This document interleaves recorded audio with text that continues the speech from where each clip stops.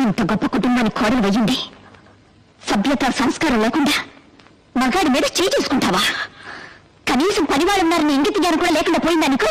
తప్పుడు మాట అంటే చెంప పగలగొట్టాను. తప్ప అయినా నువ్వెవరు నాకు అడ్వైస్ చేయడానికి? నాకు అత్తగారువా? కోడలిగా ఈ ఇంట్లో దీపం పెట్టడానికి నువ్వెలా వచ్చావు? నేను అలాగే వచ్చాను. దీపం పెట్టడం అంటే నూనె పోసి వత్తి వేసి వెలిగించడం కాదే. పోయే వరకు మనం బ్రతకాల్సిన ఈ ఇంటి పరువు మర్యాద కాపాడమేనే దీపం పెట్టడం అంటే. నువ్వు చెప్తే తెలుసుకోవాల్సిన స్థితిలో నేనేం లేను. నేను నీకంటే ఎక్కువ చదువుకున్న దాన్ని, నాగరికత తెలిసిన దాన్ని. నాగరికత అంటే అర్థం పెద్దవాళ్ళని గౌరవించకపోవడం, మగాన్ని చేసుకోవాలనుకుంటున్నావా? కాదే. పట్టు చీర కట్టినా పాతి చీర కట్టినా ఎదుటి వాళ్ళు చేతులకు నమస్కరించేలా ఉండటమేనే నాగరికత అంటే. చూడు, ఇంకో ఆర్గ్యుమెంట్స్ అనవసరం.